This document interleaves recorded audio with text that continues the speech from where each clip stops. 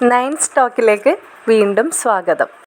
അലീനയുടെയും സ്റ്റാൻലിയുടെയും അവസരോചിതമായ ഇടപെടലോടുകൂടി കൈവിട്ടുപോയ തൻ്റെ ജീവിതം തിരിച്ചു കിട്ടിയ സന്തോഷത്തിലാണ് ബബിത. അലീനയും സ്റ്റാൻലിയും ബബിതയുമായി കാറിൽ സഞ്ചരിച്ചു കൊണ്ടിരിക്കുമ്പോൾ ബബിത തന്നെ അത് പറയുന്നുമുണ്ട് സ്റ്റാൻലിയോടും അലീനയോടും. എൻ്റെ ജീവിതം എല്ലാം നശിച്ചു എന്ന് കരുതിയതാണെങ്കിലേ അവിടെ നിന്നും തിരിച്ചെൻ്റെ കൈകളിലേക്ക് തിരിച്ചു തന്നത് നിങ്ങൾ തന്നെയാണ്. ഇത് കേൾക്കുമ്പോൾ സ്റ്റാൻലി പറയുന്നുണ്ട്, അതിനിയും തകരാതെ നോക്കേണ്ടത് നിൻ്റെ ഉത്തരവാദിത്തമാണ്. ഏതോ ദൈവഭാഗ്യം കൊണ്ട് മാത്രമാണ് ഇപ്പോൾ നിനക്ക് ഒന്നും സംഭവിക്കാതെ നീ തിരിച്ചു വന്നത്. എപ്പോഴും ആ ദൈവഭാഗ്യം കൂടെ ഉണ്ടാവണമെന്നില്ല ബബിതേ. നീ തന്നെ ശ്രദ്ധിക്കണം. നീയെന്നല്ല, ഓരോ വ്യക്തികളും ശ്രദ്ധിക്കേണ്ടതാണ് നമ്മളുടെ ജീവിതം എങ്ങനെയായി തീരണമെന്നും ആരൊരുക്കുന്ന ചതിക്കുഴിയിലും നമ്മൾ വീഴാതെ നോക്കണമെന്നുമല്ല. അങ്ങനെ കാര്യങ്ങളെല്ലാം പറഞ്ഞു കൊടുത്ത് സ്റ്റാൻലി ബബിതയോട് പറയുന്നുണ്ട്, മോളിറങ്ങുന്ന സ്റ്റോപ്പാവുമ്പോൾ അങ്കിളിൻ്റെ അടുത്ത് പറഞ്ഞേക്കണേ, അങ്കിളിന് ഇവിടെ അത്ര പരിചയം പോരാ, അതുകൊണ്ടാണ്. അപ്പോൾ ബബിത പറയുന്നുണ്ട്, അങ്കിളെ നെക്സ്റ്റ് സ്റ്റോപ്പിൽ തന്നെ എന്നെ ഇറക്കിക്കോളൂ, അവിടെ നിന്ന് ഞാൻ ബസ് കയറി പോയിക്കോളാം. അങ്ങനെ ഇറങ്ങാൻ നേരത്ത് ബബിത അലീനയോട് പറയുന്നുണ്ട്, ചേച്ചി അധികം വൈകാതെ നമ്മുടെ വീട്ടിലേക്ക് തിരിച്ച് വന്നേക്കണേ. അച്ഛനും ഒരുപാട് സന്തോഷമാവും. ഞാനും ചേച്ചിയും കൃഷ്ണമോളും രോഹിത്തേട്ടനുമെല്ലാം വളരെ സന്തോഷത്തോടു കൂടി ആ വീട്ടിൽ ജീവിക്കുന്നത് കാണുമ്പോൾ അച്ഛൻ ഇത്രയും പാവമാണെന്ന് ഞാൻ ഇപ്പോഴാണ് ചേച്ചി മനസ്സിലാക്കിയത് എന്നെല്ലാം പറയുമ്പോൾ സ്റ്റാൻലി പറയുന്നുണ്ട്, അച്ഛൻ്റെ ഇടപെടൽ ഉണ്ടെങ്കിൽ മാത്രമേ അലീനയ്ക്ക് ഇനി തിരിച്ച് അവിടേക്ക് വരാൻ കഴിയുള്ളൂ ബബിതേ. അങ്ങനെ നീയോ കൃഷ്ണമോളോ വെറുതെ ഒന്ന് വിളിച്ചതുകൊണ്ട് മാത്രം അലീനയ്ക്ക് ഒരിക്കലും ആ വീട്ടിലേക്ക് തിരിച്ചു വരാൻ കഴിയില്ല. അത് ബാലചന്ദ്രൻ തന്നെ വിചാരിക്കണം എന്നെല്ലാം ബബിതയെ പറഞ്ഞ് മനസ്സിലാക്കുകയാണ്. എന്നാൽ ഇവരാരും കാണാത്ത മറ്റൊരു സംഭവം അവിടെ നടക്കുന്നുണ്ടായിരുന്നു. ബാലചന്ദ്രൻ ആ സിറ്റിയിലേക്ക് എന്തോ ആവശ്യത്തിന് വന്നതായിരുന്നു. ബാലചന്ദ്രൻ തൻ്റെ കാറ് പാർക്ക് ചെയ്ത് തിരിച്ച് അവിടെ നിന്നും കാറിലേക്ക് കയറാൻ സമയത്താണ് ആ കാഴ്ച ബാലചന്ദ്രൻ്റെ കണ്ണിലുടക്കിയത്. ബബിത ആരുടെയോ കാറിൽ വന്ന് ഇറങ്ങുകയാണല്ലോ എന്ന് കരുതി മാത്രം ശ്രദ്ധിച്ചു നിന്ന ബാലചന്ദ്രൻ കണ്ടത് ആ കാറിൻ്റെ ഫ്രണ്ടിലെ 2 സീറ്റിലായിട്ടിരിക്കുന്ന സ്റ്റാൻലിയെയും അലീനയെയുമായിരുന്നു. ബാലചന്ദ്രന് ഒരു നിമിഷം തൻ്റെ കണ്ണുകളെ വിശ്വസിക്കാൻ തന്നെ കഴിഞ്ഞില്ല. ഇതെന്താണ് ഇങ്ങനെ ഒരു കാഴ്ച? അലീന രാവിലെ പറഞ്ഞിരുന്നു ബബിത വിളിച്ചുവെന്നും സന്തോഷത്തോടു കൂടിയൊക്കെ സംസാരിച്ചുവെന്നുമെല്ലാം. പക്ഷേ ഇങ്ങനെ ഒരു കാര്യം അലീന പറഞ്ഞില്ലല്ലോ എന്നെല്ലാം ബാലചന്ദ്രൻ ചിന്തിക്കുന്നുണ്ട്. ബാലചന്ദ്രൻ തൻ്റെ ഫോണെടുത്ത് അലീനയെ വിളിക്കാനായി കോള് ഡയൽ ചെയ്യാൻ പോകുമ്പോഴായിരുന്നു ബാലചന്ദ്രന് തന്നെ തോന്നിയത്, ഇപ്പോൾ വിളിച്ചാൽ അവൾ എന്തെങ്കിലും ഒഴിവ് പറഞ്ഞ് ഒഴിഞ്ഞു മാറുകയേ ചെയ്യുള്ളൂ. വൈകുന്നേരം വിളിച്ച് കാര്യങ്ങൾ എന്താണെന്ന് തിരിച്ചറിയണം. എന്തുകൊണ്ടാണ് ഇങ്ങനെ ഇവർ തമ്മിലൊരു കൂടിക്കാഴ്ച തന്നോട് പറയാതിരുന്നതെന്നും. ബബിതയെ അവിടെ തിരിച്ചു വിട്ട ശേഷം അലീനയും സ്റ്റാൻലിയും തൻ്റെ വീട്ടിലേക്ക് തിരിച്ചു പോവുകയാണ്. പോകുന്ന വഴിയിൽ അലീനയും സ്റ്റാൻലിയും ബബിതയെക്കുറിച്ച് തന്നെയായിരുന്നു സംസാരം. അലീന പറയുന്നുണ്ട്, ഇനി എനിക്ക് അവളുടെ കാര്യത്തിൽ യാതൊരു ടെൻഷനും ഇല്ല പപ്പ. അവൾ എൻ്റെ കൃഷ്ണമോളെ പോലെ നല്ലൊരു മോളായി ഇനി ജീവിച്ചോളൂ. എന്തൊക്കെയോ കലങ്ങി തെളിഞ്ഞ ഒരു സമാധാനം എനിക്കിപ്പോൾ തോന്നുന്നുണ്ട് എന്നെല്ലാം അലീന പറയുകയാണ്. ഇതേ സമയം അലീന സ്റ്റാൻലിയോട് ചോദിക്കുന്നുണ്ട്, പക്ഷേ ഇത്രയൊക്കെ കലങ്ങി തെളിഞ്ഞു എന്ന് പറഞ്ഞാലും പപ്പ, അച്ഛനോട് ഇതെല്ലാം പറയാതെ എൻ്റെ മനസ്സിനൊരു ശാന്തത കിട്ടില്ല. എനിക്ക് ഇതെല്ലാം ക്ലിയർ ആയതിനു ശേഷം അച്ഛനോട് പറഞ്ഞാൽ എന്തെങ്കിലും കുഴപ്പമുണ്ടാവുമോ പപ്പ?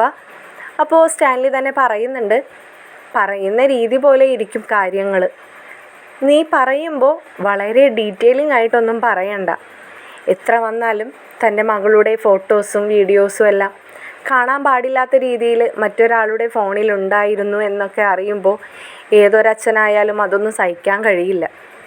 നീ ഒരു കാര്യം ചെയ്യ്, നിനക്കൊരു സമാധാനത്തിന് വേണ്ടിയിട്ട് അമലിനെ ബബിത വേണ്ടാന്ന് വെച്ചു എന്ന ദേഷ്യത്തിൽ അമൽ അവളെ എന്താ പറയുക, ഒരു ശത്രുവിനെ പോലെ കണ്ടുവെന്നോ, അപ്പോൾ അവളെ വിളിച്ച് ഭീഷണിപ്പെടുത്തി ചാറ്റ് എന്തെങ്കിലും ഫോട്ടോസൊക്കെ കയ്യിലുള്ളതൊക്കെ അവൻ പബ്ലിസിറ്റി ആക്കുമെന്നു പറഞ്ഞുവെന്നോ അങ്ങനെ എന്തെങ്കിലുമൊക്കെ പറഞ്ഞ് കാര്യങ്ങൾ നീ വേണമെങ്കിൽ ഒന്ന് അവതരിപ്പിച്ച് വെച്ചോ. ഇനി എന്തായാലും അമലിനെ കൊണ്ടൊരു ശല്യം ഉണ്ടാവാൻ പോകുന്നില്ല എന്നെല്ലാം സ്റ്റാൻലി പറയുന്നുണ്ട്. അപ്പോൾ അലീന പറയാണ്, എന്തായാലും എനിക്ക് പറയണം പപ്പ, അല്ലെങ്കിൽ അച്ഛനോട് ചെയ്യുന്ന ഏറ്റവും വലിയ ചതിയായിട്ടൊക്കെ എനിക്കങ്ങനെ തോന്നും.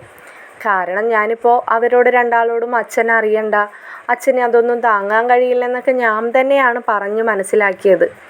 എങ്കിലും എനിക്കെന്തോ ഒരു വല്ലാത്ത മനസ്സമാധാനക്കേട്. ആ മനസ്സമാധാനക്കേടും വെച്ച് നീ എന്തായാലും ഇന്ന് രാത്രി കിടന്നുറങ്ങണ്ട. നീ നിൻ്റെ അച്ഛനെ വിളിച്ച് കാര്യങ്ങളെല്ലാം അവതരിപ്പിച്ചതിന് ശേഷം നീ മനസ്സമാധാനത്തോടു കൂടി തന്നെ കിടന്നുറങ്ങിയാൽ മതി എന്നെല്ലാം പറഞ്ഞ് സ്റ്റാൻലി അലീനയെ കളിയാക്കുന്നുണ്ട്. അങ്ങനെ പപ്പയുടെയും മകളുടെയും തമാശയും സംസാരത്തിനുമിടയ്ക്ക് അവർ വീടെത്തിയത് അറിഞ്ഞതേയില്ല. അവരെ വരവും കാത്ത് ആൻസി ആ പൂന്തോട്ടത്തിൽ തന്നെ ഇരിപ്പുണ്ടായിരുന്നു. ഇവരെ കണ്ടതും ഇവരുടെ കാറിനടുത്തേക്കായിട്ട് ആൻസി നടന്നു വരുന്നുണ്ട്. എന്തായി പപ്പയും മകളും കൂടി പോയ കാര്യങ്ങളൊക്കെ എല്ലാം ക്ലിയറാകിയോ എന്ന് ചോദിക്കുകയാണ്. അപ്പോൾ അലീന അടുത്തേക്കായി നടന്നു വന്നുകൊണ്ട് അലീന പറയുന്നുണ്ട്, എൻ്റെ ആൻറ്റി, നമ്മൾ വിചാരിച്ച പോലെയല്ല പപ്പ. ആൻറ്റി പറഞ്ഞില്ലേ പപ്പയ്ക്ക് വെട്ടൊന്ന് മുറി രണ്ടാണെന്ന്. എന്നാലേ വെട്ടുന്നതിനും വാളെടുക്കുന്നതിനൊക്കെ ഒരു പടി മുന്നേ പപ്പ എറിഞ്ഞു വെച്ചിട്ടാ ഇവിടെ നിന്ന് പോയത്. ആൻറ്റി അത് വല്ലതും അറിഞ്ഞായിരുന്നോ എന്ന് ചോദിക്കുമ്പോൾ ആൻസി ഒരു കള്ളച്ചിരിയോടുകൂടി അലീനയുടെ മുഖത്തേക്ക് നോക്കുന്നുണ്ട്. അപ്പോൾ അലീനയോട് സ്റ്റാൻലി തന്നെ പറയാണ്, നീ ആരോടാ ഈ പറയുന്നത്? ഇതൊക്കെ എന്നെ ഉപദേശിച്ച് തന്ന ആളോടാണോ നീ ഈ പറഞ്ഞുകൊണ്ടിരിക്കുന്നത് എന്ന് പറയുമ്പോൾ ആൻസിയുടെ മുഖത്തേക്ക് അലീന ഒന്ന് നോക്കുന്നുണ്ട്. ആൻസി അപ്പോൾ ഒരു ചെറു പുഞ്ചിരിയോടുകൂടി തന്നെ നിൽക്കുകയാണ്. അപ്പോൾ ആൻസിയോട് അലീന പറയാണ്, അത് ശരി, അപ്പോൾ ആൻറ്റിക്ക് എല്ലാം അറിയായിരുന്നു അല്ലേ? ആൻറ്റി എന്നിട്ട് എൻ്റെ അടുത്ത് നിന്നെല്ലാം മറച്ചു വെച്ചു. കഷ്ടമുണ്ട് കേട്ടോ, എന്നോടെല്ലാം ഒന്ന് തുറന്ന് പറയായിരുന്നില്ലേ എന്ന് പറയുമ്പോൾ ആൻസി പറയുന്നുണ്ട്, പക്ഷേ മോളെ, നമ്മൾ ചെയ്യുന്ന കാര്യങ്ങളൊക്കെ അതിൻ്റേതായ രീതിയിൽ ശരിയായ നടപടിയിലൂടെയാണോ പോകുന്നതെന്നൊന്നും ഒരു പിടിയും ഉണ്ടായിരുന്നില്ല. പിന്നെ എനിക്ക് തോന്നി ഇതായിരുന്നു നേർവഴിയെന്ന്. നിങ്ങൾ പോയി വെറുതെ അവനെ തല്ലിയിട്ടോ അടിച്ചിട്ടോ ഒന്നും ഇത് ശരിയാവുമെന്ന് എനിക്കും തോന്നിയില്ല അലീന. അതുകൊണ്ടാണ് ഞാൻ കാര്യങ്ങളൊക്കെ നിൻ്റെ പപ്പയുടെ അടുത്ത് ഇങ്ങനത്തെ രീതിയിലൊന്ന് അവതരിപ്പിച്ച് നോക്കിയത്. പറഞ്ഞും പിടിച്ചും വന്നപ്പോൾ പപ്പയും പറഞ്ഞു അത് നല്ലതാണല്ലോ എന്ന്. അങ്ങനെ പപ്പ തന്നെയാണ് ഒറ്റയ്ക്ക് അവിടെ വരെ പോയതൊക്കെ. അപ്പോൾ നിങ്ങളുടെ രണ്ടാളുടെയും മുഖം കണ്ടാൽ അറിയാം, വിചാരിച്ചതിനേക്കാളും ഭംഗിയായിട്ട് കാര്യങ്ങളൊക്കെ നടത്തിയിട്ടാണ് നിങ്ങൾ തിരിച്ചു വന്നിരിക്കുന്നതെന്ന് അല്ലേ? അതെ ആൻറ്റി, എല്ലാം വളരെ ഭംഗിയായി തന്നെ നടന്നു. ഇവിടെ നിന്ന് പോകുമ്പോൾ ഞാൻ വിളിക്കാത്ത ദൈവങ്ങളില്ല. കർത്താവിനോട് ഞാൻ ഒരുപാട് മനസ്സുരുകി പ്രാർത്ഥിച്ചു, പോകുന്ന കാര്യങ്ങൾ ആരുടെയും മനസ്സ് വേദനിക്കാതെ നല്ല രീതിക്ക് അവസാനിപ്പിച്ച് തരണേ എന്ന്.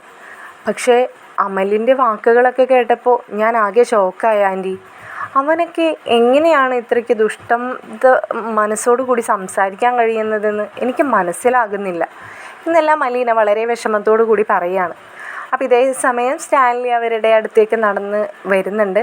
അപ്പോൾ സ്റ്റാൻലി പറയുകയാണ്, ഹലോ, മനസ്സമാധാനം ഇല്ല എന്ന് പറഞ്ഞ ആൾ പോയി മനസ്സമാധാനം ഉണ്ടാക്ക് എന്ന് പറയുമ്പോൾ ആൻസി ചോദിക്കുന്നുണ്ട്, അതെന്തത് അങ്ങനെ ഒരു ടോക്ക്? ഓ അതൊന്നുമില്ലെന്നേ, അവൾക്കേ അവളുടെ അച്ഛൻ്റെ അടുത്ത് ഇതൊക്കെ ഒന്നും പറയാതെ മനസ്സമാധാനം ഇല്ലയെന്ന്. അവൾക്ക് ഇതെല്ലാം വളരെ ഭംഗിയായി കഴിഞ്ഞതിൽ സന്തോഷമുണ്ട്, പക്ഷെ മനസ്സിൽ എന്തോ കുറ്റബോധം കിടക്കുന്നുവെന്നോ ഇന്ന് ഉറങ്ങാൻ കഴിയില്ലെന്നോ അങ്ങനെ എന്തൊക്കെയോ പറയുന്നുണ്ട് എന്ന് പറഞ്ഞുകൊണ്ട് വീണ്ടും സ്റ്റാൻലി കളിയാക്കുന്നുണ്ട്. അപ്പോൾ ആൻസി ചോദിക്കുന്നുണ്ട്, മോള് തന്നെയല്ലേ അനിയത്തിമാരോടും പറഞ്ഞത് അച്ഛന് ഇതെല്ലാം സഹിക്കാൻ കഴിയില്ലെന്നും അച്ഛനോട് ഇതൊന്നും തുറന്ന് പറയണ്ടെന്നും? ഇതിപ്പോൾ എന്തു പറ്റി? അത് അങ്ങനെയല്ല ആൻറ്റി, അച്ഛൻ പാവം, അച്ഛനൊന്നും അറിയാതെ എന്തോ എനിക്ക് വല്ലാത്ത വിഷമം തോന്നുന്നു എന്നൊക്കെ പറയുകയാണ്. അപ്പോൾ ആൻസി പറയുന്നുണ്ട്, അത് നല്ലതാ മോളെ, നീ അച്ഛനോടെല്ലാം തുറന്ന് പറയുമ്പോൾ അത് അദ്ദേഹത്തിനും ഒരു മനസ്സമാധാനം തന്നെയായിരിക്കും. നീ പറയുന്ന കാര്യം കേട്ട് ആദ്യമൊരു ഷോക്കൊക്കെ തോന്നുമായിരിക്കും, പക്ഷെ നീ പറഞ്ഞല്ലോ എന്നൊരു മറുവശം ചിന്തിക്കുമ്പോൾ അദ്ദേഹത്തിന് ഒരുപാട് സമാധാനം തോന്നും. പിന്നെ നീയും അദ്ദേഹവും തമ്മിലുള്ള ബന്ധം അത് ഒരു പ്രത്യേക ബന്ധം തന്നെയാണ് മോളെ. ആൻസി അത് പറയുമ്പോഴേക്കും അലീനയുടെ കണ്ണുകളൊക്കെ നിറയുന്നുണ്ട്. അലീനയോട് ആൻസി തന്നെ പറയുകയാണ്, മോള് ചെല്ല്, പോയി അച്ഛനെ വിളിച്ച് സമാധാനമായിട്ട് വായോ, ആൻറ്റി അപ്പോഴേക്കും നിങ്ങൾക്ക് കഴിക്കാൻ എന്തെങ്കിലുമൊക്കെ എടുത്തു വയ്ക്കാം എന്ന് പറഞ്ഞുകൊണ്ട് ആൻസി അവളെ പറഞ്ഞു വിടുന്നുണ്ട്.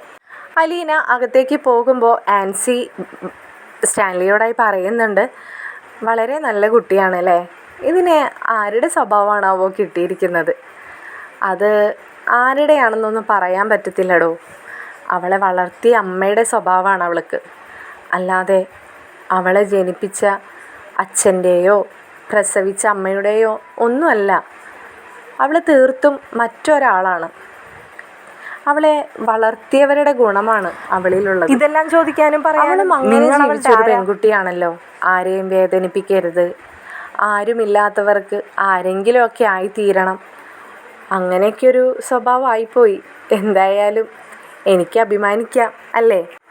അതെ അതെ എന്ന് പറഞ്ഞുകൊണ്ട് ആൻസിയും അകത്തേക്ക് പോവുകയാണ്. എന്നാൽ ഇതേ സമയം ഡ്രൈവ് ചെയ്തുകൊണ്ടിരിക്കുമ്പോഴും ബാലചന്ദ്രൻ്റെ മനസ്സ് മുഴുവൻ മൂവരെയും ഒരുമിച്ച് കണ്ട ആ നിമിഷത്തെക്കുറിച്ചായിരുന്നു. ബാലചന്ദ്രനെ എത്രയൊക്കെ ചിന്തിച്ചിട്ടും ഒന്നും അങ്ങോട്ട് മനസ്സിലാവുന്നുണ്ടായിരുന്നില്ല. ബാലചന്ദ്രന് എങ്ങനെയെങ്കിലും വീട്ടിലെത്തി അലീനയെ ഒന്ന് വിളിച്ചാൽ മതി എന്ന ചിന്തയായിരുന്നു. അവിടെ നിന്നും ബാലചന്ദ്രൻ ഒരുപാട് കാര്യങ്ങളൊക്കെ ചെയ്യുന്നുണ്ട്. അതുകൊണ്ട് തന്നെ ബാലചന്ദ്രൻ വീട്ടിലെത്താൻ വൈകുകയാണ്. കറക്റ്റ് സമയത്ത് തന്നെ അലീനയുടെ കോള് വരുന്നുണ്ട് ബാലചന്ദ്രന്. അലീനയുടെ കോള് കണ്ടതോടെ ബാലചന്ദ്രന് വല്ലാത്ത സമാധാനം തോന്നുന്നുണ്ട്. ബാലചന്ദ്രന് ഉറപ്പായിരുന്നു അലീന വിളിക്കുന്നത് ഇങ്ങനെ ഒരു കാര്യത്തിന് തന്നെ ആയിരിക്കുമെന്ന്. അല്ലെങ്കിൽ തൻ്റെ മനസ്സറിഞ്ഞ് തന്നെയാണ് അലീന വിളിക്കുന്നതെന്ന് ബാലചന്ദ്രന് ഉറപ്പായിരുന്നു. ബാലചന്ദ്രൻ ഉടനെ തന്നെ അലീനയുടെ കോള് കണക്ട് ചെയ്യാണ്. ബാലചന്ദ്രൻ ചോദിക്കുന്നുണ്ട്, ഒന്നും അറിയാത്ത പോലെ തന്നെ, എന്താണ്, എവിടെയായിരുന്നു ഇന്നത്തെ വിശേഷങ്ങളൊക്കെ? രാവിലെ എന്നെ വിളിച്ചു വെച്ചതായിരുന്നല്ലോ, അതിനുശേഷം മെസ്സേജോ കോളോ ഒന്നും കണ്ടില്ല, ഇന്ന് വളരെ തിരക്കിലായിരുന്നോ എന്നെല്ലാം ബാലചന്ദ്രൻ ചോദിക്കുമ്പോൾ അലീന, അച്ഛനിപ്പോൾ എവിടെയാ, ഇന്നത്തെ ഡ്യൂട്ടി കഴിഞ്ഞോ, ഷോപ്പ് അടച്ചോ, പോവുകയാണോ വീട്ടിലേക്ക് എന്നൊക്കെ ഒറ്റ ശ്വാസത്തിൽ ചോദിക്കുന്നുണ്ട്. അപ്പോൾ ബാലചന്ദ്രൻ പറയുന്നുണ്ട്, ഹലോ, ഒന്ന് നിർത്തി പറയേ, ഇതെന്തിനാ ഇത്ര സ്പീഡിൽ ഇങ്ങനെ പറഞ്ഞു പോണേ, എന്തേ, എന്നോട് എന്തെങ്കിലും പറയാനുണ്ടോ നിനക്ക്? അപ്പോൾ പെട്ടെന്ന് അലീന, ഇല്ലച്ചാ, ഞാൻ വെറുതെ അങ്ങനെ കുശലം അല്ലല്ലോ, എന്നോട് എന്തോ പറയാനുണ്ടല്ലോ നിനക്ക്. അപ്പോൾ അലീനയ്ക്ക് വല്ലാത്ത അതിശയം തോന്നുകയാണ്, തൻ്റെ മനസ്സറിഞ്ഞുകൊണ്ട് തന്നെ തന്നോട് തൻ്റെ അച്ഛൻ സംസാരിക്കുകയാണല്ലോ എന്ന്. അപ്പോൾ അലീന പറയുന്നുണ്ട്, അച്ഛൻ വീടെത്തിയിട്ട് എന്നെ ഒന്ന് തിരിച്ച് വിളിക്കാമോ? അതെന്തിനാ വീടെത്തിയിട്ട്? അല്ല അച്ഛാ, ഡ്രൈവ് ചെയ്യുമ്പോൾ സംസാരിക്കാൻ പറ്റിയ വിഷയമല്ല. അങ്ങനെയൊക്കെയുണ്ടോ? ഉണ്ടച്ഛാ, ഞാൻ പറയുന്നതൊന്ന് കേൾക്ക്. ശരി, ഞാൻ എന്തായാലും ഒരു 10 മിനിറ്റിനകം വീട്ടിലെത്തും. അത് കഴിഞ്ഞ് ഞാനൊന്ന് ഫ്രഷപ്പായിട്ട് സമാധാനത്തോടു കൂടി വിളിച്ചാൽ മതിയോ? ഓ മതി അച്ഛാ എന്നെല്ലാം അലീനയും പറയുന്നുണ്ട്.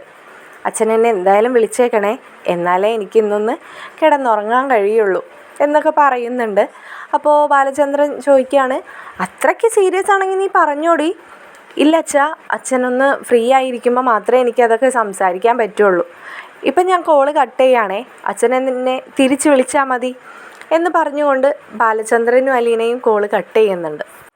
അലീന ഇതേ സമയം ആൻസിയോടും സ്റ്റാൻലിയോടും ചെന്ന് കാര്യങ്ങൾ പറയുന്നുണ്ട്. അച്ഛനെ വിളിച്ചിട്ട് അച്ഛൻ വീട്ടിലെത്താത്തത് കൊണ്ട് ഞാൻ സംസാരിക്കാൻ നിന്നില്ല പപ്പ. അച്ഛനോട് ഇങ്ങനെ ഒരു കാര്യമൊക്കെ പറയുമ്പോൾ അച്ഛനിന് പെട്ടെന്ന് BP കയറുകയോ അങ്ങനെ എന്തെങ്കിലും ആയാൽ ഡ്രൈവ് ചെയ്യുമ്പോൾ ബുദ്ധിമുട്ടല്ലേ, എനിക്കത് കാരണം പേടിയാവുന്നു എന്നൊക്കെ പറയുകയാണ്. അപ്പോൾ സ്റ്റാൻലി അലീനയോട് പറയുന്നുണ്ട്, എന്നാൽ നിനക്ക് നിൻ്റെ അച്ഛനെ നേരിട്ട് പോയി കാണണമെന്നുണ്ടോ മോളെ എന്ന് ചോദിക്കുമ്പോൾ അലീന പറയുന്നുണ്ട്, കാണണമെന്നുണ്ട് പപ്പ, എനിക്ക് കാണണമെന്ന് മാത്രമല്ല, എനിക്ക് ആ വീട്ടിൽ പോയി നിൽക്കണം എന്നുണ്ട്. ഞാൻ ആ വീട്ടിൽ ഒരുപാട് ബുദ്ധിമുട്ടുകൾ അനുഭവിക്കുമ്പോഴും എന്തോ മനസ്സിന് വല്ലാത്തൊരു ശാന്തത എനിക്കുണ്ടായിരുന്നു. ഞാൻ അവകാശപ്പെട്ട വീട്ടിലാണ് നിൽക്കുന്നതെന്നോ അവകാശമുള്ള കൈകളിലാണെന്നോ അങ്ങനെ എന്തൊക്കെയോ. അപ്പോൾ സ്റ്റാൻലി ചോദിക്കുകയാണ്, അതേ അവകാശമുള്ള വീട്ടിൽ തന്നെയല്ലേ നീയും നിൽക്കുന്നത്? അതിലും സമാധാനത്തോടു കൂടി തന്നെയല്ലേ നീ നിൽക്കുന്നത്? അവിടെ നിൻ്റെ പെറ്റ അമ്മ നിന്നെ തള്ളി പറയുകയാണ്. എന്നാൽ ഇവിടെ എപ്പോഴെങ്കിലും ആൻസി നിന്നെ ആ രീതിയിൽ നോക്കുകയോ കാണുകയോ നിന്നോട് എന്തെങ്കിലും മുന വെച്ച വാക്ക് പോലെ അവൾ സംസാരിക്കുകയോ ചെയ്തിട്ടുണ്ടോ മോളെ? അയ്യോ പപ്പ, ഞാൻ അതുകൊണ്ടൊന്നും പറഞ്ഞതല്ല, ഞാൻ അങ്ങനെയൊന്നും അർത്ഥം വെച്ച് പറഞ്ഞതല്ല ആൻറ്റി എന്ന് അലീന തിരിഞ്ഞുകൊണ്ട് ആൻസിയുടെ മുഖത്ത് നോക്കി പറയുന്നുണ്ട്. ആൻസിയുടെ കൈകൾ പിടിച്ചിട്ട് അലീന ചോദിക്കുകയാണ്, ആൻറ്റിക്കൊരു കാര്യം അറിയാമോ, ഞാൻ ഇങ്ങനെ ഒരു കുട്ടിയായിരുന്നിട്ട് പോലും എന്തോ മറ്റാർക്കും കിട്ടാത്തൊരു ഭാഗ്യം എനിക്ക് കിട്ടിയിട്ടുണ്ട്. കാരണം ഞാൻ ആ വീട്ടിലാണ് വന്ന് കയറിയത്. അവിടെ എനിക്കറിയില്ല എങ്ങനെയാണ് ഞാനത് നിങ്ങളോട് പറഞ്ഞ് മനസ്സിലാക്കി തരേണ്ടതെന്ന്. എന്നാൽ എന്നെ ഏറ്റവും കൂടുതൽ വെറുക്കേണ്ട ആൾക്കാരാണ് ആൻറ്റിയും എൻ്റെ അച്ഛനും. എന്നാൽ എന്നെ ഏറ്റവും കൂടുതൽ സ്നേഹിക്കുന്നത് കണ്ടിട്ടില്ലേ, എൻ്റെ അച്ഛൻ തന്നെയാണ് ആൻറ്റി. എല്ലാവരും പറഞ്ഞ് ഞാൻ കേട്ടിട്ടുണ്ട്, ഒരു പെറ്റ വയറിന് തൻ്റെ കുഞ്ഞിൻ്റെ വേദന അറിയാൻ പറ്റുമെന്ന്. പക്ഷേ എന്നെ കൺമുമ്പിൽ കണ്ടിട്ട് പോലും ആ ഒരു സിങ്ക്, അല്ലെങ്കിൽ എന്താ പറയേണ്ടത്, ആ ഒരു കാഴ്ചപ്പാട് അമ്മയ്ക്ക് ഇതുവരെ ഉണ്ടായിട്ടില്ല. എന്നെ കാണുമ്പോൾ അമ്മയുടെ ഉള്ളിൽ ഒരു നോവ് അനുഭവപ്പെടില്ലേ, അങ്ങനെ പോലും അനുഭവപ്പെട്ടിട്ടില്ല. അമ്മയ്ക്ക് അപ്പോഴും ഞാൻ ശത്രുവായി മാത്രമാണ് അമ്മ എന്നെ കണ്ടിട്ടുള്ളത്. അമ്മയുടെ കൺമുമ്പിൽ ഞാൻ കാണരുത്, അമ്മയുടെ കൺമുമ്പിൽ ഞാൻ വരരുതെന്നാണ് അമ്മ എന്നോട് പറഞ്ഞിട്ടുള്ളത്. അപ്പോൾ അങ്ങനെയുള്ള ആ വീട്ടിൽ ഞാൻ ഏക ആശ്രയം എനിക്ക് ആദ്യമൊക്കെ അച്ഛൻ മാത്രമായിരുന്നു. പിന്നെ അച്ഛനിൽ നിന്ന് കാര്യങ്ങൾ അറിഞ്ഞപ്പോൾ കൃഷ്ണമോൾ, അവൾ ഒരു പക്ഷേ ബബിതയേക്കാളേറെ, രോഹിത്തിനേക്കാളേറെ അവൾ എന്നെയാണ് സ്നേഹിച്ചതും വിശ്വസിച്ചതും അവളുടേതായ കാര്യങ്ങളൊക്കെ പറയാൻ തുടങ്ങിയതും. പിന്നെ എല്ലാ അർത്ഥത്തിലും മനുവേട്ടനും എന്നെ ഒരുപാട് സപ്പോർട്ട് ചെയ്യുന്നുണ്ട്. ഇവിടെ വന്നപ്പോൾ ഇവിടെയും എന്നെ ശത്രുവായി കാണേണ്ട ആൻറ്റി തന്നെയാണ് എന്നെ എല്ലാവരേക്കാളും കൂടുതൽ സ്നേഹിക്കുന്നത്. ആൻസി അലീനയെ നെഞ്ചോട് ചേർത്ത് പിടിച്ചുകൊണ്ട് ആൻസി പറയുന്നുണ്ട്, നീയും എൻ്റെ മകൾ തന്നെയാണ്, ഞാൻ നിനക്ക് അമ്മയും, അങ്ങനെ തന്നെ കണ്ടാൽ മതി. പിന്നെ നീ എന്നെ ആൻറ്റി എന്ന് വിളിക്കുമ്പോഴും ഞാൻ മനസ്സുകൊണ്ട് ആഗ്രഹിക്കുന്നത് നീ എന്നെ അമ്മയെന്ന് വിളിക്കുന്നു എന്ന് തന്നെയാണ് മോളെ. നീ എന്തായാലും വാ, നിങ്ങൾക്ക് രണ്ടാൾക്കും ഞാൻ ഭക്ഷണം വിളമ്പി വെച്ചിട്ടുണ്ട്. അതെന്താപ്പോൾ ആൻറ്റി? ഇല്ല, ഞാനിന്ന് ഉപവാസത്തിലാണ്, നിങ്ങൾ രണ്ടാളും വന്നിരുന്ന് ഭക്ഷണം കഴിക്കാൻ നോക്ക് എന്ന് പറഞ്ഞുകൊണ്ട് അലീനയെ വിളിച്ച് കൊണ്ടുവന്നിരുത്തി ഭക്ഷണമൊക്കെ കഴിക്കുന്നുണ്ട്. അങ്ങനെ ഈ സമയം കടന്നു പോകെ അവർ അത്താഴം കഴിക്കലും കുശലകഥകളൊക്കെ പറഞ്ഞിരിക്കലും ഒക്കെ കഴിയുമ്പോഴേക്കും സ്റ്റാൻലിയുടെ മക്കൾ രണ്ടാളും ഫോണിലൂടെ സംസാരിക്കുന്നൊക്കെ ഉണ്ട്. അലീന അവരുടെ സിസ്റ്ററാണെന്നറിയില്ല, പപ്പയുടെ ഒരു ഫ്രണ്ടിൻ്റെ മകളാണ്, കുറച്ച് നാളത്തേക്ക് അവരുടെ വീട്ടിൽ നിൽക്കാൻ വന്നതാണ് എന്ന് മാത്രമാണ് അവർക്ക് അറിയുന്നത്. അവരും വളരെ സ്നേഹത്തോടു കൂടി തന്നെയാണ് അലീനയോട് സംസാരിക്കുന്നത്. അലീനയ്ക്കും അങ്ങനെ തന്നെയാണല്ലോ, അലീനയും അവരോട് വളരെ സന്തോഷത്തോടു കൂടിയൊക്കെ സംസാരിക്കുന്നുണ്ട്. അങ്ങനെ സമയം കടന്നു പോകെ അലീന പപ്പയോടും ആൻറ്റിയോടും ഒക്കെ ഗുഡ് നൈറ്റൊക്കെ പറഞ്ഞിട്ട് തൻ്റെ റൂമിലേക്ക് പോകുന്നുണ്ട്. അങ്ങനെ അലീന റൂമിൽ വന്ന് കട്ടിലിലൊക്കെ ഇരുന്ന് തൻ്റെ ഫോണൊക്കെ എടുത്ത് പതിയെ ഒന്ന് സ്ക്രോളൊക്കെ ചെയ്ത് നോക്കുമ്പോഴായിരുന്നു മനുവേട്ടൻ്റെ ഒരു മിസ് കോൾ അവൾ കാണുന്നത്. അയ്യോ എൻ്റെ കർത്താവേ, ഇത്രയും പ്രശ്നങ്ങൾക്കിടയിൽ ഞാൻ മനുവേട്ടനെ ഒന്ന് വിളിക്കാനോ ഒന്നും പറയാനോ ഞാൻ മറന്നുപോയല്ലോ. എൻ്റെ കർത്താവേ, ഇനി ഞാനിതൊക്കെ പറയുമ്പോൾ മനുവേട്ടൻ ഇനി എങ്ങനെയായിരിക്കും പ്രതികരിക്കുക? അയ്യോ, അല്ലെങ്കിലേ ഞാനൊന്നും പറയുന്നില്ല എന്നുള്ള പരാതിയാണ്. എന്തായാലും ഇനി മനുവേട്ടനെ വിളിക്കണ്ട, അച്ഛനോട് കാര്യങ്ങളൊക്കെ പറഞ്ഞതിന് ശേഷം അച്ഛൻ്റെ പെർമിഷൻ എടുത്തിട്ട് മനുവേട്ടനെ വിളിച്ച് കാര്യങ്ങളൊക്കെ പറയാം എന്ന് മനസ്സുകൊണ്ട് ഇങ്ങനെ അലീന ചിന്തിക്കുന്നുണ്ട്. ഇതേ സമയം അങ്ങ് നെടുമ്പുരയ്ക്കൽ വീട്ടിലെ ബാലചന്ദ്രൻ വീട്ടിലേക്ക് വന്ന് കയറുമ്പോൾ നമ്മുടെ ബബിതയ്ക്കും കൃഷ്ണമോളും വല്ലാത്തൊരു ടെൻഷനിലാണ്. ഇനി അച്ഛനെങ്ങാനും ഇതെന്തെങ്കിലും അറിഞ്ഞിട്ടൊക്കെ ആയിരിക്കുമോ ഇന്ന് വീട്ടിലേക്ക് വന്ന് കയറുന്നത് എന്ന ചിന്തയിലൊക്കെയാണ് രണ്ടാളും ഇരിക്കുന്നത്. എന്നാൽ അച്ഛനെ വെയിറ്റ് ചെയ്തിരിക്കുന്ന പോലെ തന്നെയാണ് രണ്ടാളും ഇരിക്കുന്നത്. ഇപ്പോൾ അങ്ങനെയാണല്ലോ, അച്ഛൻ വന്നിട്ട് അച്ഛനൊപ്പം മാത്രമേ അവരും ഭക്ഷണമൊക്കെ കഴിക്കുന്നുള്ളൂ. അപ്പോൾ അലീന വിളിച്ച് തന്നോടെല്ലാം പറയുമെന്ന സമാധാനം ബാലചന്ദ്രനും ഉണ്ട്. അപ്പോൾ രണ്ടാളെയും കാണുമ്പോൾ ബാലചന്ദ്രൻ ചോദിക്കുന്നുണ്ട്, നിങ്ങൾ കിടന്നില്ലായിരുന്നോ?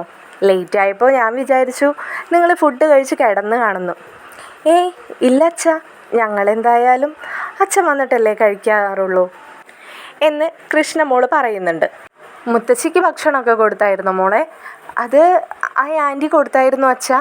ആൻറ്റി ഭക്ഷണമൊക്കെ കൊടുത്തിട്ടാണ് ആൻറ്റി പോയത് എന്നൊക്കെ അവർ പറയുന്നുണ്ട്. അപ്പോൾ ബാലചന്ദ്രൻ ബബിതയെ കാണുമ്പോൾ ബബിതയോട് ചോദിക്കുന്നുണ്ട്, ഇതെന്ത് പറ്റി, നിനക്ക് ഒരു മിണ്ടാട്ടക്കുറവ്? ഏയ് ഒന്നുമില്ല അച്ഛാ. ഉറപ്പാണ്? ആ എനിക്ക് പ്രശ്നമൊന്നുമില്ലല്ലോ. അച്ഛന് അങ്ങനെ തോന്നിയോ? ആ ഇപ്പോഴും തോന്നുന്നുണ്ട്, സംസാരിക്കാണ്ട് നിന്നപ്പോഴും എനിക്കങ്ങനെ തോന്നി. അപ്പോൾ ബാലചന്ദ്രൻ അവരോട് പറയുകയാണ്, എന്തായാലും എന്നെ വെയിറ്റ് ചെയ്തതല്ലേ, ഒരു 10 മിനിറ്റ് കൂടി എന്നെ വെയിറ്റ് ചെയ്യ്. അച്ഛൻ പോയി പെട്ടെന്ന് ഫ്രഷപ്പായിട്ട് വരാം. നമുക്ക് മൂന്നാൾക്കും ഭക്ഷണമൊക്കെ കഴിച്ചിട്ട് ഗുഡ് നൈറ്റ് പറയാം. എന്താ, ഓക്കെ അല്ലേ? അല്ല, രണ്ടാളുടെ പഠിപ്പൊക്കെ കഴിഞ്ഞായിരുന്നോ? ഓ അതൊക്കെ വന്നപ്പോളേ കഴിഞ്ഞു. കൃഷ്ണമോൾ തന്നെയാണ് മറുപടി പറയുന്നത്. ബാലചന്ദ്രൻ ഇടയ്ക്ക് ബബിതയെ ശ്രദ്ധിക്കുന്നുണ്ട്. ബബിതയുടെ മുഖത്ത് വല്ലാത്ത ടെൻഷനുണ്ട്. ബബിതയ്ക്ക് സംസാരിക്കാൻ താല്പര്യമില്ലായ്കയൊക്കെ ബാലചന്ദ്രന് മനസ്സിലാവുന്നുണ്ട്. ഇതിനുള്ള ഉത്തരം തന്നെയാണ് തന്നോട് അലീനയ്ക്ക് പറയാനുള്ളതെന്ന് ബാലചന്ദ്രന് ഉറപ്പായിരുന്നു. ബാലചന്ദ്രൻ റൂമിലെത്തി ഉടനെ തന്നെ ഫോൺ എടുത്തിട്ട് അലീനയ്ക്ക് മെസ്സേജ് അയക്കുന്നുണ്ട്. മോളെ, അച്ഛൻ ഇപ്പോഴേ വീട്ടിലെത്തിയുള്ളൂ. വരുന്ന വഴിക്കേ നമ്മുടെ ഗോവർദ്ധൻ അങ്കിളിനെ കാണാനും അവന് നാളത്തെ കുറച്ച് അക്കൗണ്ട്സ് അവൻ്റെ കയ്യിൽ ഏൽപ്പിക്കാനും ഒക്കെ ഉണ്ടായിരുന്നു. പിന്നെ നാളെ അച്ഛന് കുറച്ച് കാര്യങ്ങൾ ചെയ്യാനായിട്ട് വില്ലേജ് ഓഫീസിൽ പോണത് കൊണ്ട് തന്നെ കടകളൊക്കെ തുറക്കാൻ അല്പം വൈകും. അപ്പോൾ ചാവിയും ഗോവർദ്ധൻ അങ്കിളെ ഏൽപ്പിച്ചിട്ടാണ് അച്ഛൻ പോകുന്നത്. അതുകൊണ്ടാണ് ലേറ്റ് ആവുന്നത്. നീയൊരു 10-15 മിനിറ്റും കൂടി എന്നെ വെയിറ്റ് ചെയ്തേക്കണേ. അച്ഛനൊന്ന് ഫ്രഷപ്പായി അവരോടൊപ്പം ഭക്ഷണമൊക്കെ കഴിച്ചിട്ട് വന്ന് നിന്നെ വിളിച്ചോളാം. അവർ താഴെ എനിക്ക് വേണ്ടി വെയിറ്റ് ചെയ്തിരിക്കുകയാണ്. നിൻ്റെ നിർദ്ദേശം ഉണ്ടല്ലോ കൃഷ്ണമോൾക്ക്, അതവർ പറഞ്ഞ പോലെ തന്നെ പാലിക്കുന്നുണ്ട് എന്ന് പറഞ്ഞുകൊണ്ട് അലീനയ്ക്കൊരു വോയിസ് ക്ലിപ്പ് ബാലചന്ദ്രൻ അയക്കുന്നുണ്ട്. ഉടനെ തന്നെ അലീന അത് അവിടെ കേൾക്കുന്നുണ്ട്.